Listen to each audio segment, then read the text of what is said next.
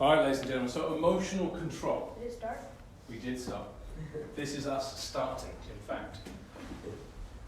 Let me ask you a question. Okay, yeah, it's hard. Thanks, Tess. What are emotions? Feelings? Feelings. That's fair.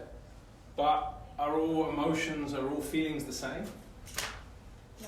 No. So the feelings that you get when you have emotions, how else would you describe them, or what makes different emotions different from each other?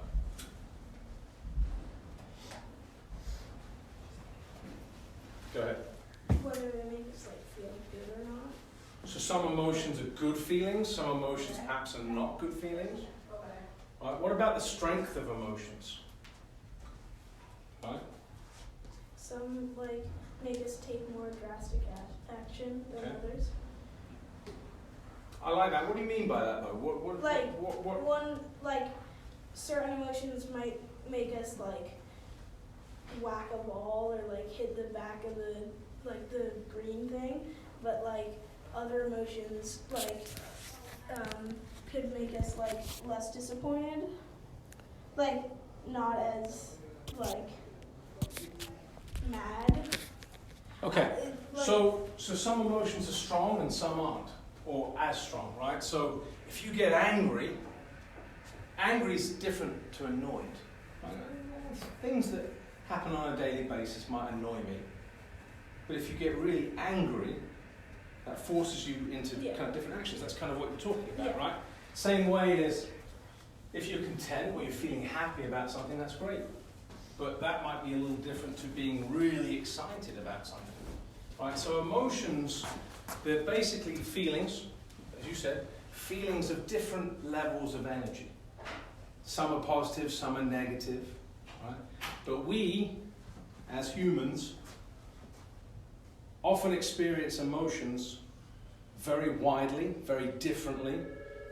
Sometimes you might have a day where you feel all kinds of emotions in one day. You might even have, to bring it back to what we're talking about, tennis matches where you feel all different types of emotions within a match, right? So, what do these emotions, let's talk about tennis specifically, and if we have to branch out, we will.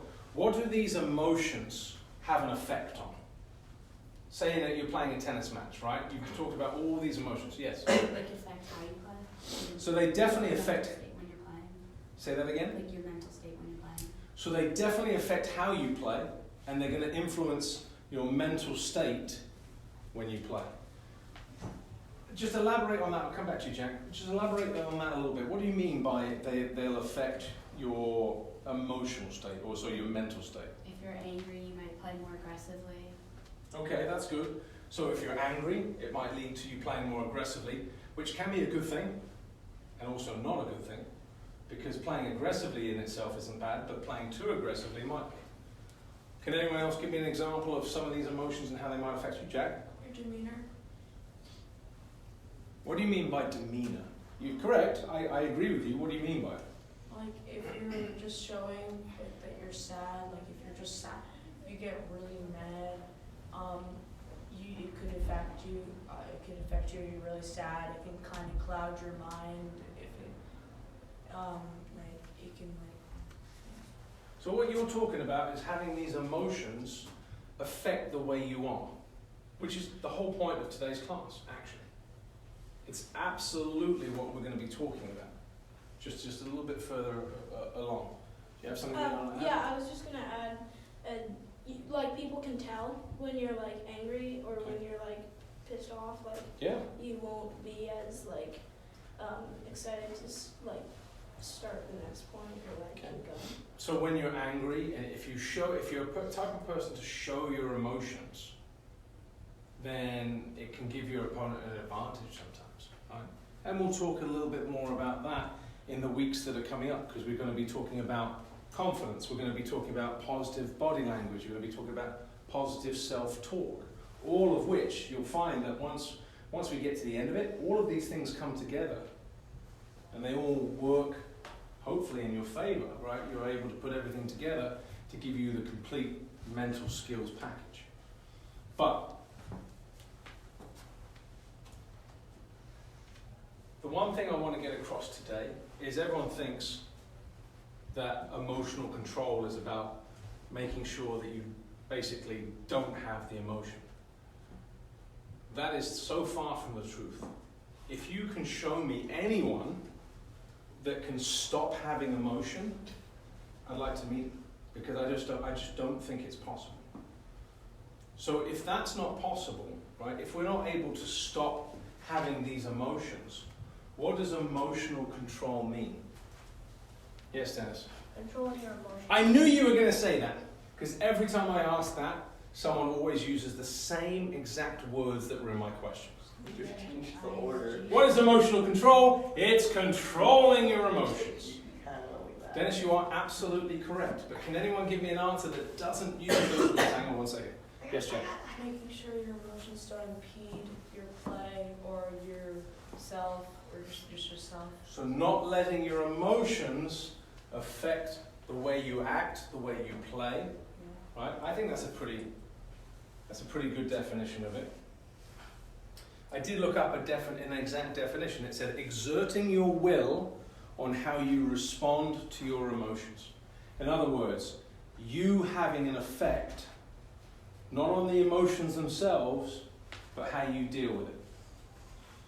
Right, as per course of most of these classes, I have a video to show you. Oh, yes.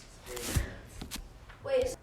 So, in the video we just saw, a lot of the pros and even some of the guys on the Challenger circuit did not demonstrate good emotional control. So rather than show you a video that we have good emotional control, can someone tell me what someone with good emotional control might look like on the court compared to those guys losing their minds? Yes, Jack? If they shake the ball, they could just be like, they could just shake their head instead of smashing their racket. Okay, so you might shake your head, you might get annoyed, you might feel the emotions. Right, Dennis? Like, if you miss a ball that you needed to get, like, if you miss a ball that could have won you the point, you just screw it, and then you just go back into the... So you just miss it, you move on from it, you try and get yourself ready for the next point? I would say, like, you could just take a second and, like, instead of just going by your initial reaction, which would probably be, like, the more extreme reaction, just sort of, like, take a second, think about it, and then, like, hopefully just move on. Okay. You said something very important there. You said take a second. What is everyone's, or what are most people's first reaction when you get angry on the tennis court? Do what? Nothing. That's your first reaction, do nothing. Well... What are most people? That's what I would like you to do. Well, if you, like, completely blow up, you'll start, like, destroying, obliterating your racket. All right. So what most people do, they shout, or they hit a ball, or they bang their racket, or they scream, or they hit themselves in the face. Please don't do that. But instead of taking a second, they react. Right? They react, they get angry, they get frustrated, and then they act out. So we've talked about, to a degree, the emotions that you experience. Right? You cannot control if something makes you angry. I've tried, it doesn't really work for me. Right? I can't control if something upsets me initially, or if something makes me happy or makes me feel good, right? But what you can control is how you respond to it. So, being very specific for tennis, say you're set point down and you're serving and you're a little nervous. You miss the first serve, it's a big second serve, and you hit the second serve in the net. You double fault and you give away the set. What is an example of something, instead of getting angry or banging the racket or whining? I see that a lot too, right? People, oh. Instead of whining or getting angry, what could you do? Tell me your process. Yes? take a deep breath and just say, it's okay, next time. Okay. I'll do better. So taking a deep breath. Breathing for people is very important, right? I'm not talking about just breathing normally. I'm talking about calming yourself down. Understanding that you're angry or you're frustrated or you might be upset, but breathing. Breathing helps. What else might help? Maybe like fidget with your strings a bit or climb. So looking at your strings, that's a way that people can calm down too. Right? Take like a slower walk to the next point and just like sort of talk to yourself. So slowing down and talking to yourself, hopefully in a positive way, right? Because it's very easy to talk negatively too. Instead of getting upset, you can kind of like channel that and like try to move your feet quicker or like more consistent. So this is the point though, right? So we want to use those emotions to help get us ready for the next set or the next game or the next point, instead of it consuming us and taking over. Now, if we try and ignore the emotions, first of all, for me personally, ignoring something doesn't work, because then that's all I think about. It's like, don't be angry, don't be angry, don't be angry. You're going to be angry, right? Tell yourself something, tell yourself not to do something, and that's probably the most difficult time not to do it. Right? Don't double fault, don't double fault, don't... Oh, I double faulted. Right? Yes, Dennis? Sometimes, like, I have this, like, trick when I get angry. Sometimes I use it, sometimes I don't. It's like, I put my hand into my pocket and pinch my leg, and then, when I, like, lose an important point and get angry, and then I, like, the angrier I feel, the harder I pinch myself so I can stop the anger. Okay. Now listen. That's actually, guys, that's actually a lot more common than you think. Right? I don't recommend it because you're actually hurting yourself, right? But some people deal with it by, we've already talked about this. I see people slap their legs. Oh, I hit myself in the leg with my racket. Yes, right. I see that a lot. Dennis is just talking about pinching his leg. It's the same thing as hitting your leg. It's the same thing as I don't encourage it, but you do see people out there finding a way through, for use of a better term, hurting themselves to stop the anger, to subside the anger. There are other ways which I would encourage you to try: the breathing, looking at the strings, focusing that effort, right? My strings have Good. So, were you going to say something there, Alex? Oh yeah, what is it? Whenever I'm angry, I just say the first random word. It doesn't even have to be real that comes to my mind. Okay. And usually they're funny, so it stops me from being angry. So that's another thing, right? Making yourself laugh. Making yourself laugh. So, there was a time when I was playing a college match, and I was playing terrible. I was losing 3-0 against a guy who I'd beaten 3 weeks previously in a conference match. Everything that could go wrong was going wrong. We were playing against another team, and it was the second best team in the conference. We were the top team playing against the second-ranked team, and we needed to win the match in order to go to the conference championships, the number 1 seed. Everyone's nervous, everyone's out there playing. I'm playing terribly. Like, I can't make a forehand, and that was my biggest shot, was my forehand. Like, if my forehand was going well, I felt great. On this particular day, I couldn't make a forehand. I was panicking. I was getting upset. I wasn't quite banging my racket, but I was close. I was getting very angry. Hang on, let me tell my story first, and then you can say it. Right? I don't know why, but I screamed out something so irrelevant and so random. Do you remember what it was? Maybe. First of all, it wasn't rude, but it's not something I'm going to repeat. It was something so stupid, and it was directed at my footwork and how slow I was moving, and I screamed it out so loud that all the other courts stopped, and listened. And it's highly embarrassing. Highly So embarrassing. let's hear it. No, I'm not going to relive it. Come on. I'm not going to relive it 20 years later. Come on, James. All right. like a hippo. Swear to God. And it was the craziest, stupidest thing. I didn't swear, I didn't curse. What do you mean? It was just random. It's not that bad No, at it's all. not. But it was pretty embarrassing because everyone stopped and looked at me. But the point was, there was that moment of silence, and then I just burst into laughter.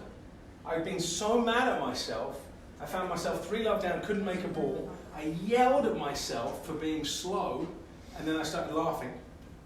And then I won 12 of the next 13 games. I won 6-3, 6-1. Only 12 out of You won the match? I won the match. It was a good story, right? But this point was, all I needed to do was relax. The moral of the story Have is some hippos always fun. save the day. Say again? Hippos always save the day. Hippos always Is save that the actually day. what you said or no? Yeah, that's I probably promise you. What you said was 100% worse. I actually said hippopotamus, and I promise you, I wouldn't like. I would turn the recording off and I would tell you what I said, but it wasn't a curse, and it was just so randomly stupid that I said it, and then everyone started laughing, including me. And what it did is it worked. So in this instance, as crazy as it sounded, all I needed to do was laugh at myself and stop taking things so seriously. That doesn't always work for people, but things like looking at your strings, making sure you breathe, making sure you calm down. If you can take a second, like you said, and not react immediately, then that's the first piece. Too often, people react quickly with their anger, and then they throw rackets, they smack. If you look at when someone misses a shot in that video we saw, right, the guys that were jumping up and down, smashing their rackets, there was no time between them getting angry and then reacting. So, give me an example, male or female, of people you think, first of all, be serious about it. But who does a bad job with their emotional control, do you think? Me. You're a professional then? That's awesome. You never said professional. So, thank you for being open about it. Sometimes you don't have the best emotional control. But here's the thing I would tend to say, is if you guys can get better emotional control, it's only going to help your tennis and your tennis results. Give me an example of some of the pros that aren't very good. Some of them are up there anyway. Nick Kyrgios. Super talented, very entertaining to watch, but what a crazy, crazy person. Yes, your name? Serena Williams sometimes. I admire everything she's done in tennis. But sometimes I can't stand her attitude. Right? She's a role model for so many people, for so much of what she does, but she does have sometimes poor emotional control.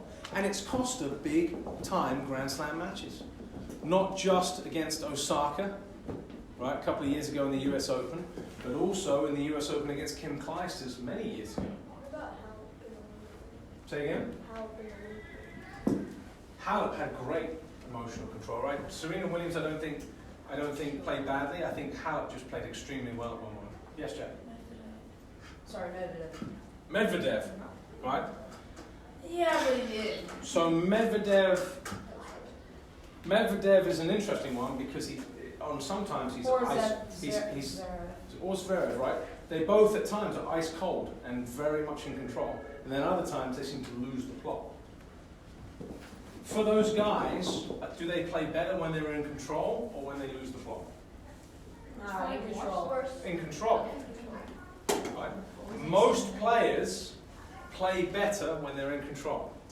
Give me an example of one person, and to be honest with you, it's the only person I can think of who played better, there's your key, played when he was angry. Rafa? Nope. No, I forget the name, but I never think John of it. McEnroe. Yeah, John McEnroe. that's what I was. He's the only guy who actually had to get angry to play good tennis. Don't try it, folks. It's an exception to the rule. Yes, tennis. Federer when he was like younger. Federer when he was younger. I love that. That segues nicely into a quick video I want to show you in a minute. However, before we get there, give me an example of some players who you think have good emotional control. Hang on, stop. Then sit down. I'm in this competition. Guys, calm down. Yes, Federer. Federer for the most part. Yes. Nadal. Nadal. he gets very fired up. I think he has a lot of emotion and he uses it, but generally speaking, I have seen him get angry with the umpire, but most times he stays very calm, even though he's got high levels of energy. You can be calm and have high levels of energy, especially if you're not using it in a negative way. Djokovic, like most of the time. Djokovic, most of the time, he has his moments though, right? Yeah. Djokovic again is a very interesting one because he does a really good job of getting angry and then moving on. I don't like it, but he'll break a racket and then be 100% focused for the next point. Most people that get angry and get, aggressive with their racket or the ball or anything like that, then it continues and it continues and it continues. I don't like the way he handles it sometimes, but if you want to see an example of someone that can forget about things, Yeah, that's also still emotional control. It is. Even if you get angry initially, being It is. able to move on is still emotional. I 100% agree with you. I would love if we could get past it before you have to break a racket, because unlike Djokovic, We don't have free rackets. we don't have free rackets, we don't have sponsorships yet, right? But we're at the stage where I would prefer it if we didn't smash our racket and then move on. He has a very unique talent for that. What was I gonna say? I don't know. Oh yeah. Del Potro. You stole I've never seen him get mad in my life. Del Potro. He used to get a lot more angry when he was younger. Oh boy. Lucia, was that your answer too? Oh boy. Naomi Osaka. Generally, absolutely agree with you. Although, can anyone tell me what you've noticed, if you've noticed anything at all, about Osaka in the last year and a half? She fired her coach and got a lot worse. So she parted ways with her coach. Her results haven't necessarily been as good. I mean, she was a promising player before she won 2 Grand Slams, but she wasn't consistent. So I don't know if the form is because she's not playing as well, or if she was just kind of up and down. But we talked about pressure and expectations in a previous class. How has that affected Osaka since she became #1 in the world and won 2 Grand Slams? Yes, Ryan. I guess now she had, since she just came up, so she won 2 Grand Slams so quickly. Yep. I guess now everyone thinks that she should be a lot better than the process, how long the process will take. Yeah. So the expectations now, all of a sudden, even though she's still very, very young, she's won these Grand Slams, she's #1 in the world. All the expectations are really high. How has that affected her? Because a year ago, I would have said she had great emotional control. Have you seen her play any matches in the last year? No. Injuries.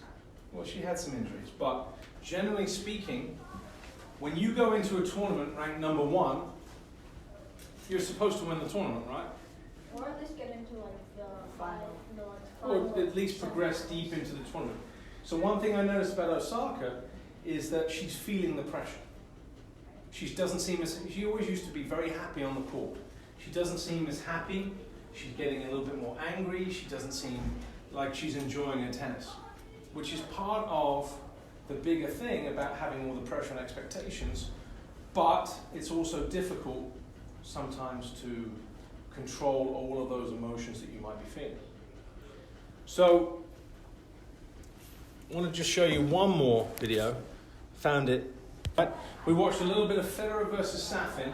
The whole point was that Federer was acting he was a young guy at the time, but he was acting poorly on court. Roger Federer had an anger management problem when he was younger.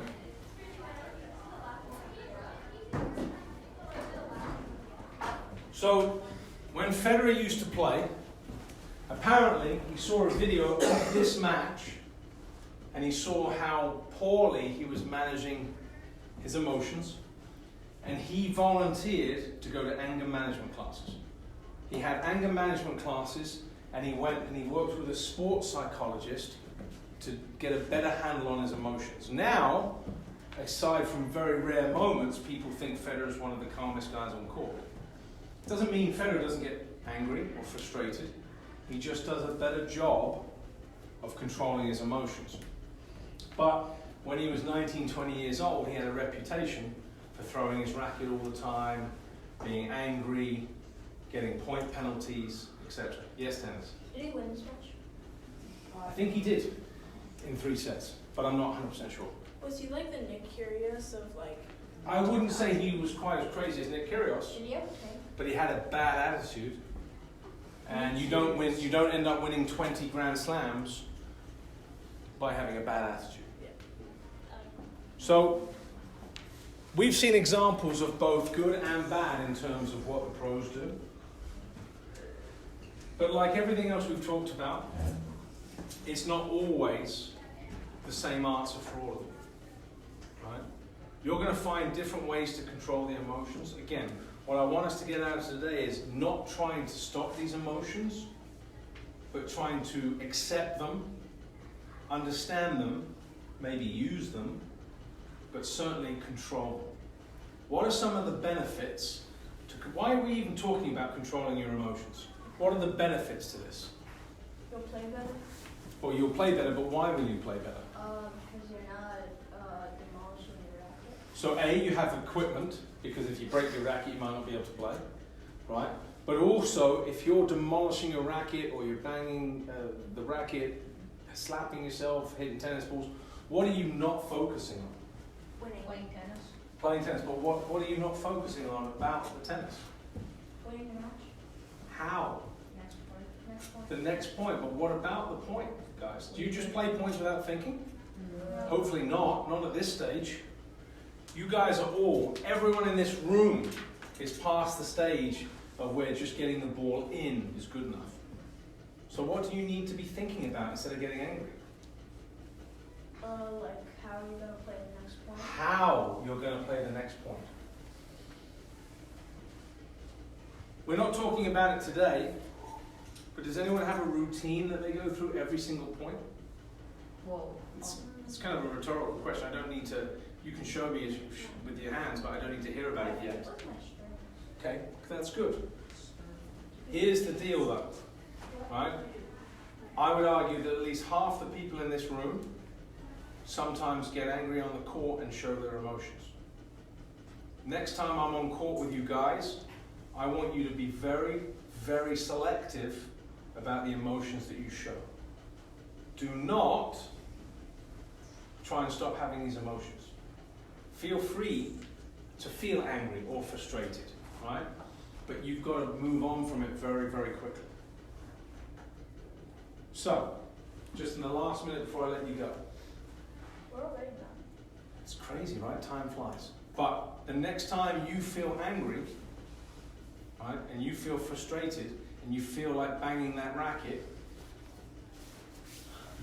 why are you not going to? Apart from playing better, what other advantages do you think it has not to show your emotions? You don't get into, your opponent doesn't think he's in your head. Okay, so here's the key though, guys, right? Your opponent. If you show your emotions to your opponent, and if you show your anger, what does that do for your opponent? Well, how do you feel if you start seeing your opponent throwing their racket? Apart from thinking that they look awfully silly, what else do you think? Right. That I got in their head. I'm inside their heads, I've got this guy, I've got this girl, now I'm going to win. What does it help? It helps their what? Confidence. Helps their confidence. So first of all, it affects your confidence in a negative way, which is what we're going to talk about, I believe, next week, right? Yeah. It affects your confidence negatively, and you give your opponent more confidence. That doesn't sound like a good idea, does it? Yeah.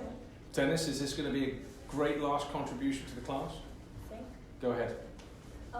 When I see my opponent like making a fool of himself on the court, Yeah. I just think destroy in my head, and I start just slapping the ball really hard over the net and winning. I keep on winning the point, and I love to see my opponent raging. Okay. Because I tell you what, seeing your opponent angry, it gives you more confidence to go out there and do the job, right? And if they're angry, they can't play, so just keep them angry. That's right. Keep them angry, as they said. And Yes. also, it might make your opponent focus more on certain aspects. Like, Of course. if they might focus more on placement so that you can't get it, and then you get more mad, and then. If you get mad at missing your backhand, because you've just missed 3 backhands in a row, where's the next shot they're going to hit go to? The backhand. Your backhand. If they're small. Don't give your opponent any clue as to how you're feeling. That's what we want to get out of today, folks. But it's easier said than done, and I get a chance to work with at least 7 of you in this room. So from now on, we're all going to be very well behaved on court, right? I think. You think. Ladies and gentlemen, that's it for today. Thank you for your participation. What time is it?